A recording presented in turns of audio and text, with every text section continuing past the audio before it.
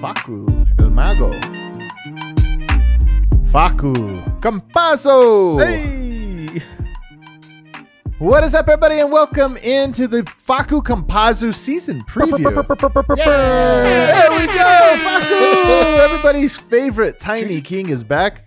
Should we what? Just clear out and let just Vogt have the floor. This is your time to shine. He's here. He's tiny. He's perfect. Facundo Campazzo. Oh, baby. Close to perfect, but let's check the actual numbers from last year and find out just how he perfect never our missed a team shot. king. He never missed. The stats say otherwise. Here we go. Harrison, I'll start with you. What stands out when we look at last year's stats? What stands out about him? Well, the field goal percentage, 38.1%. I mean, that's pretty low. Yeah. Like, if you're anybody in the league and you're shooting below 40%, that's usually not great. We knew where he struggled last season. Shooting the ball was a big area. You know, he struggled to shoot at the rim, struggled at times when three was hot or cold. And, like, honestly, that's the number one thing I'm looking for, you know, this season. Can he just be more of a threat individually on the offensive end? I'm glad that you said field goal percentage, because I think a lot of people would look at 3-point percentage. 35% for a guy who's not really known as a shooter is not bad. I mean, I think that is a reasonable expectation for him. I know a lot of people want to see higher, and maybe we will see higher. I just don't know that it'll be meaningfully higher that you're like, oh, now he's a threat, you know, that guys are jumping out on.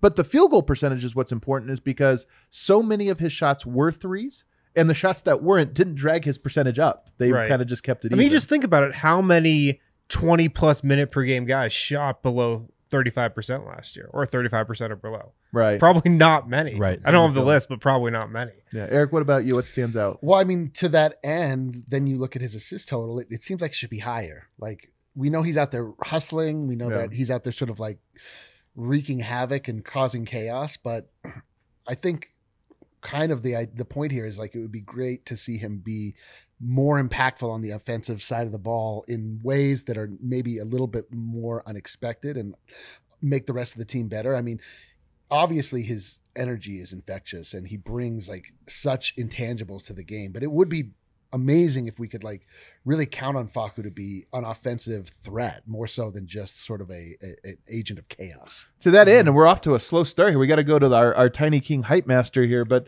to that end, one thing I was surprised about last year, just not knowing his game, is the fancy passing. This or that was all we knew.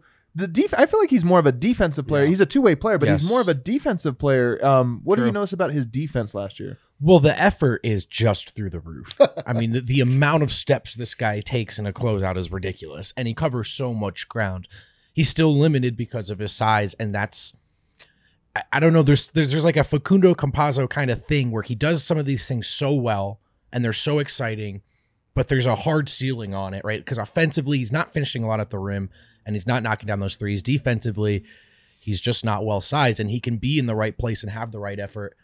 And he's still going to get torched by some of these, you know, some of the more elite guards in the league. But defensively, man, he's a game changer. Yeah, absolutely. He can be an absolute game changer on just a random possession here, random half-court possession here. He can, like, go get steals that not a lot of players can. I mean, he thinks about going for steals that no one else does because he can just cover so much ground and he's so sneaky. So, yeah, he can change the tone of games just with his effort on defense alone. He had several games last season where I thought you look at his box score and you go, okay, that looks really unimpressive, right? Sure. But 3 steals in the box score and you go, oh, I remember those steals. Definitely. They changed the complexion of that quarter, that half. He won the Chicago game with the steal last year. Yep. He won, like, he won games with defensive effort. And it's funny because like that was the biggest knock against him for a lot of people, was just saying like you can scheme him out of NBA basketball games because he's too small.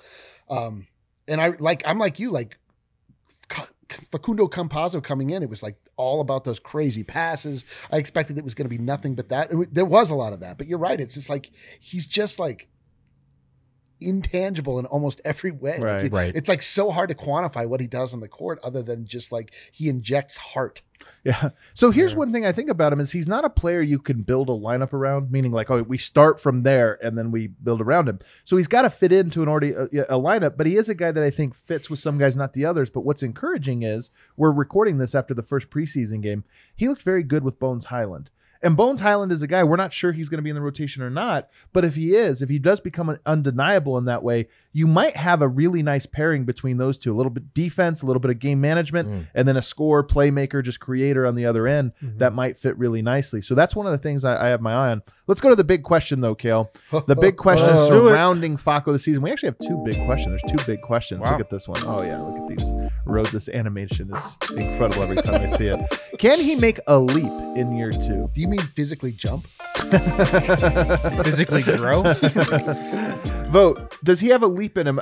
Is he going to be meaningfully different this year than what he was last year? I would probably stop short of saying leap. I do think there are areas of improvement that I can see. At the rim, marginal 3-point improvements, and these make him that much easier to play for a second, third guard. That said, this is hardly your typical rookie. Facu Campazzo is well into his basketball career, if not his NBA career. So different league, different things required of him. I still think, this is a guy who, it's not like he's going to come back with some brand new tool in his bag or something. At this stage in his career, you kind of know who Facu is. But can he do some of the things that he didn't do as much in Europe a little better in the NBA? That would be amazing if he just did something completely new this year. We're like, what? Right. He's a power dunker. I didn't know he could just fly. a knockdown left dribble pull-up jumper. Yeah. Why didn't he do that before? Logo Campazzo? Oh my God. 4 offensive rebounds a game. Wow. I did not see this coming. Yeah. I think there's a lot of areas where he can improve. I really do. I mean, you think about his 3-point shot coming over from Europe. He spent a decade in Europe shooting on a shorter line than the NBA 3-point line. So just being on an NBA court for a year plus now, I think there's a lot of hope for his 3-point shot to improve. And just being more comfortable, man. Yes. He spoke this offseason about how there was way more trash talk in the NBA than he expected and how it seemed like that got to him a little or just he noticed it a lot. So just being in an NBA environment for a year already, I think he'll look more comfortable, maybe more calm, a little less hectic out there. Yeah. Maybe we'll just feel a little more comfortable with him out there than we were last year at times. Yeah, I mean, he penned that big, long, essay for the national paper in Argentina that really spoke to that, like his comfortability level and just sort of like learning, feeling like he belonged and all of these things that you can just imagine are true, but like to actually read it from his own mouth, so to speak, like just really made a lot of sense. Like, I don't know how much like you guys, like I kind of think like we've seen who he is. Like he's not a rookie. Like I can't imagine how much more improvement we can expect from somebody this far along in their career, other than just to say that he just knows his role a little bit better, understands where the spots are for him to really make impactful plays. And he just, really capitalizes on those more because he is super cerebral. Like he gets the game, he sees it well. You have to be with his stature and his, the way that he plays the game. Like you have to approach it in a way that's like not just reacting. He's got to see things ahead of time, which is part of being comfortable. Oh, wow. Wow. What do we have? Wow, look at this. A genie has appeared. Welcome to me, everyone. It's good to be here. A genie here where we what was that voice? It doesn't fit him even a little bit. Boy, I feel like maybe my time is more appropriate in the early 90s, but all the same. We've all seen Aladdin. Guys, we have a new segment here. 3 wishes. Do we have 3 wishes? We each get to bring a wish to the genie, and he can determine whether it's going to be granted, or maybe he amends it to be a slightly shittier wish that he'll grant us in exchange. You don't know how I work. Dude, can you imagine thinking you found a genie lamp and Eric comes out? Yeah. It's like this dime store genie. Yeah. That's exactly what happened to my mother.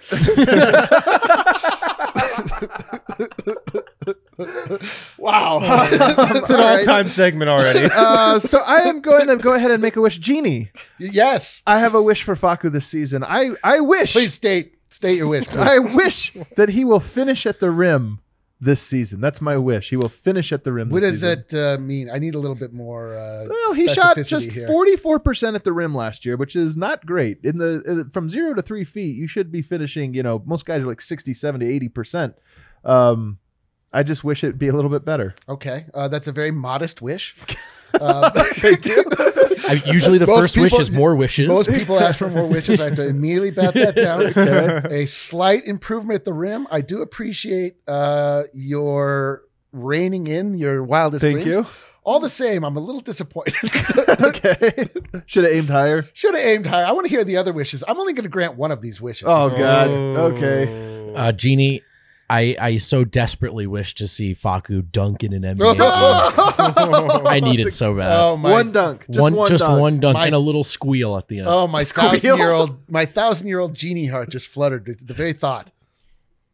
Okay, Harrison. Okay. Genie, well, first of all, I would like to wish for unlimited wishes. Okay, that's actually a great wish. I've not heard that before. I'm going to deny it, though. Okay, I just had to try. It's a terrible Genie. Just had to try for that. It's a horrible Genie. I wish for Facu Campazzo to have a moment where he wins a playoff game What? for the Nuggets with one play.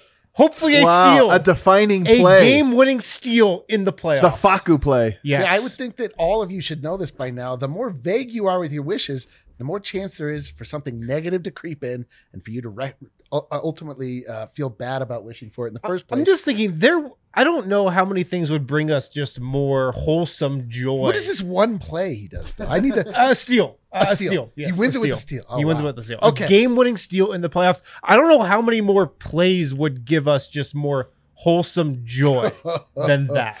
Boy, oh boy. Wow, I've heard your three wishes. Unfortunately, I only have one to grant. And obviously, he's going to dunk in a game. Awesome. Make it so. Make it so. This Genie's Wow. tight, dude. This Genie is so tight. Kind of smells like, well, never mind. All right, back in your urn. Oh my. Wow. Everybody. Look at this. Our Wow. first ever edition of Argentinian Wow. Corner as we pay our Incredible. respects and welcome in live from Argentina. It's Nacho Miranda, writer for Basket Plus, and of course, Facu Campazzo superfan. Nacho, thank you so much for joining us. Thank you so much for inviting me. It's an honor, and thanks for the technology that we can meet. It's an honor, and I could stand on my foot when the anthem went live, so I have goosebumps.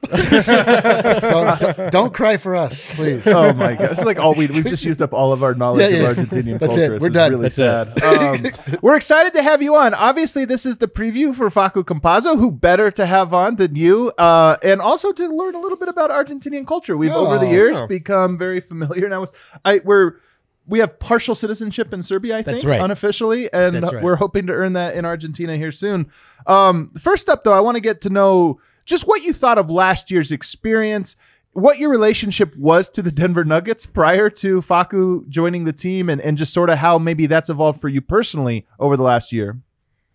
Yes, as I said before, I used to live in Vail, Colorado. I lived there for 4 months. It was a work and travel program, and I used my free time to go to a few games. Oh wow! Remember, I saw him with the Spurs, one of the last year that Ginobili played, and since that year I started to develop a good relationship. I am of the Lakers. I'm a Lakers fan, but Oh my gosh! What are we doing? Who got this guy That's on? on me. What the That's on me, guys. How did we do this? We need a booking found this agent. guy. Argentinian Corner is cursed. Oh, that's on me. That's on me. Wow. Okay. Go on. but I love the Knights. I always cheer for them. And since Campazzo started to play there, it was a special feeling. It's a team that plays good. Is one of the most beloved in the West Conference. And now with Campazzo, it's a good feeling. We saw all the games last season, and in playoffs it was a sad feeling. But there are things that happen, injuries, a tough season with the bubble before. It's things that could happen, and since this season we want to upgrade that level, and they have the talent, so we will be cheering for them. So tell us about Campazzo's popularity in Argentina, because I know there was the golden generation. There were a lot of, an influx of Argentinian players, But it seems to me as an outsider that Facu is now the guy, the most popular Argentinian. Is that the case? And also, has Argentina been swept with Nuggets fever? Meaning, are the Nuggets now popular because Campazzo is here? Yes, you can see. You can walk on the streets here in any city, and you will see a Campazzo shirt of the Nuggets. It was similar like it was with Ginobili. You can see the 20 years of the Spurs. Now it's the same. We had a few years that non-Argentinian was playing in the US, and it was a sad feeling because you have all the players, all the potential, but it was a pause. And now with Campazzo, it was great because all the guys are watching the games. Not only the basketball fans, the other sports guy. If you like soccer, here soccer is very popular. If you like rugby or sports, tennis, all those guys are starting to watch the NBA. Started awesome. Last season, and now it's almost the best sports. Also with Mormaro and Deck, and suddenly Vildosa. But it's a new wave, and it's great for the fans outside the basketball. Well, that's awesome. And we know Serbia is a basketball nation as well. I feel like Argentina, you're right, soccer, most of these countries, soccer is number one, and then you're fighting for number two. But it sounds like Argentina is starting to become a basketball nation as well, and that it's becoming big here. And I wanted to ask you, we talked to our Serbian followers. I know there was a contentious game between Argentina and Serbia in the Olympics not long ago. Do you feel, from your perspective, is that a bit of a rivalry? Like, what are your thoughts about Serbian basketball? Yes, it's one of the best schools of basketball. It's pure technique. They play great. They play like they're supposed to do it. Yeah, it's one of the best schools. Not only Serbia, but Slovenia, Lithuania, all those East European countries. They play the right way, and I think that the Argentinian we learn a lot. A few Argentinians. Nocioni, Ginobili, they play with great coaches in Europe, and although the majority of those coaches are from the Balkanic islands, from that country, so we love them. Interesting. That's really interesting. The personality is the same. They are they joke a lot. They are lazy. They just want to play sports. Don't work. You can see it. I love it. Culturally similar. Argentina, Serbia. Even the fire, right? That's the thing we know is that there's the Serbian fire, but the Argentina fire. Those are both like big Malone countries. They are big Malone countries. That's very true. So how would you analyze Facu's first year in the NBA? Did he play the way you expected? And do you expect him to make big improvements between last year and this year? Yes, it was a transition season. He play good, but he can play better, especially when he had the role that he will play a few minutes less, but he has to be more consistent, start to making those threes, those open threes. He shot bad last night. He could do it better, also attack more the basket, make those baskets. And besides that, he played good. He played the right way, obviously. And in defense, we love to see him in defense. We love that in the last season. I think he do a great job there last season. And if he can stay focused in defense and improve his offense, he will play good minutes. We have to see how it will be the rotation when Jamal comes back. But besides that, he knows he has good chemistry with the team. He jokes a lot, but inside the court, his aggressiveness, his generations, his vision. We saw a little bit with Bones last night. He can play and he can put the points in the air players. I think he has that ability, and we expect that he make those threes and attack the basket a little bit more.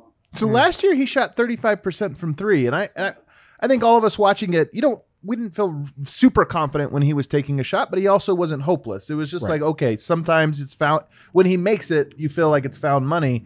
Do you feel like he'll be more than that this year as a shooter? That it'll be more of a reliable. If he's open, that's a knockdown.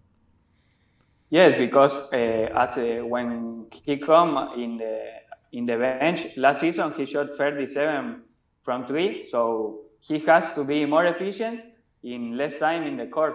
If he has those open shots, especially from the corner, he has to make it. He is a guy who fires. If he makes one, he will make 2, but he has to make that first one.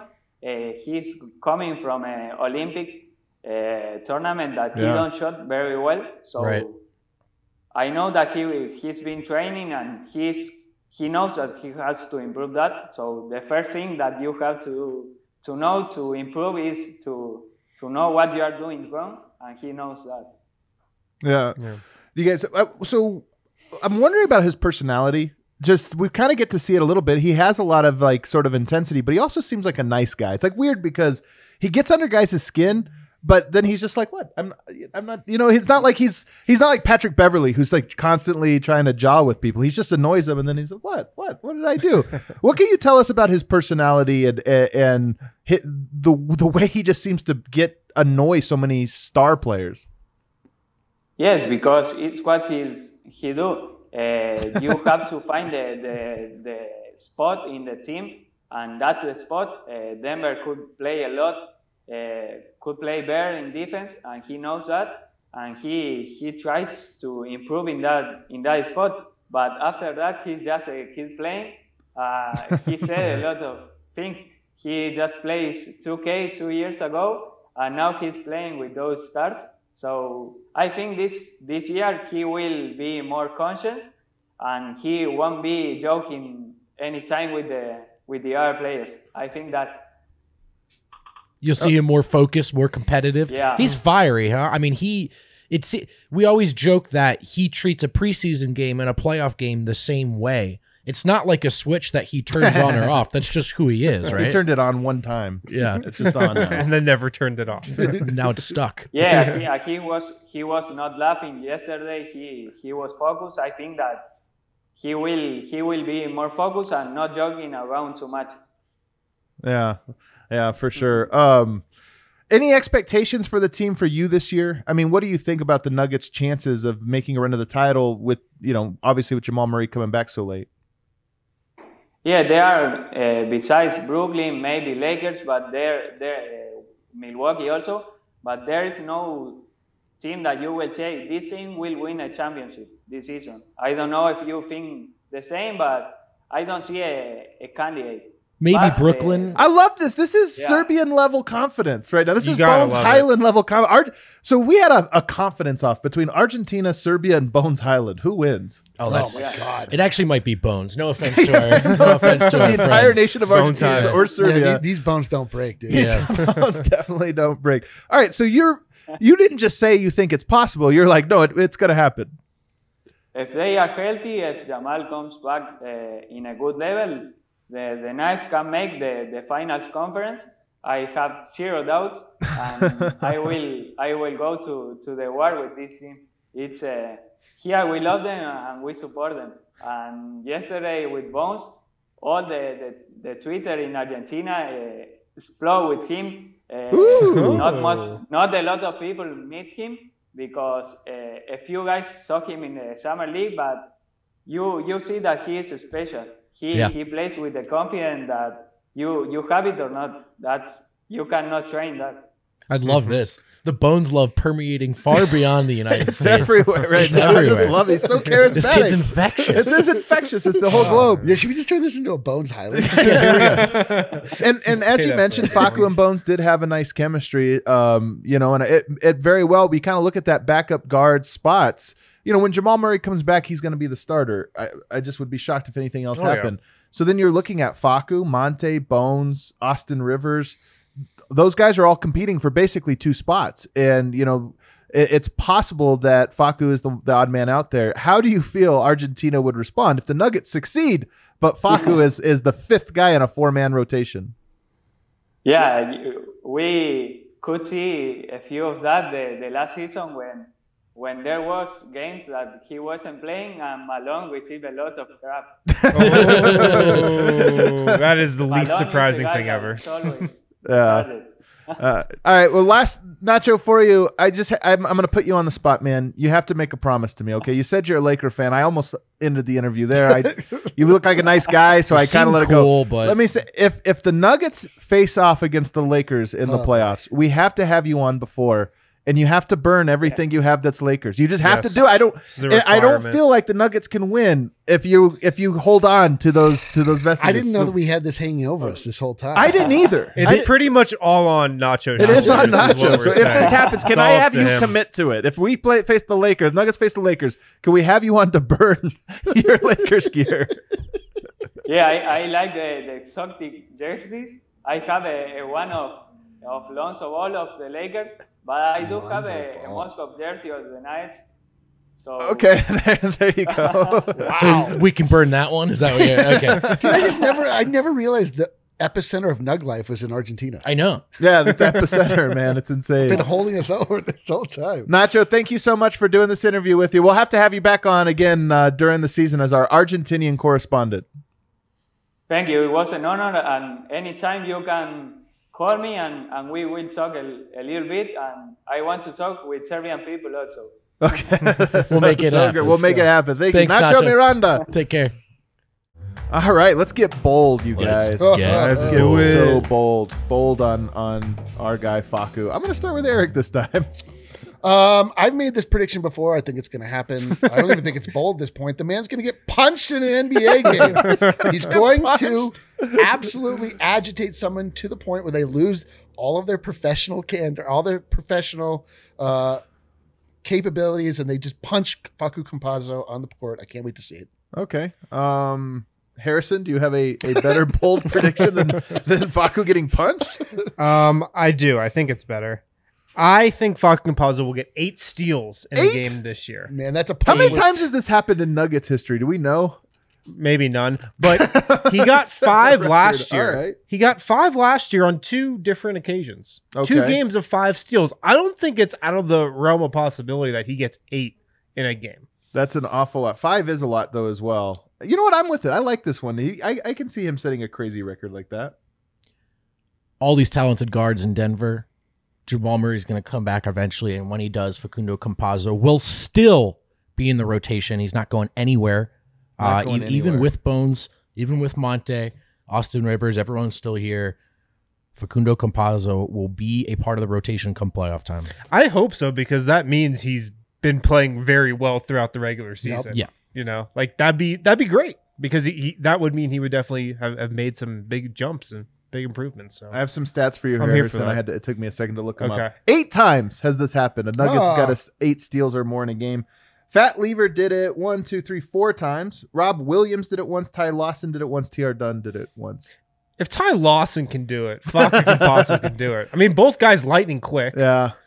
Campazzo more highly regarded as a defender, but also lightning quick. You are definitely have the boldest of the bold takes. My bold take, Argentina's going to hate me. He has the exact same stats as last year, within like 0.5 of everything. That's like a one pepper take, I feel like. Yeah, it's a 1 pepper 10. I'm just saying. A 31-year-old having a similar season to the one he had last year. He was a rookie, though. He was a rookie. Sure. Come on. I'm just saying, look, I think Facu's good. I wouldn't be surprised if he stays in the rotation, even as it gets more condensed. Maybe there's a trade at the deadline that involves somebody to clear, that say, hey, we have too many point guards. We can lose maybe a Monte or an Austin. I don't know. But I think that his stats will be almost identical, and we'll look at him and it'll be like, I can't tell one year from the other.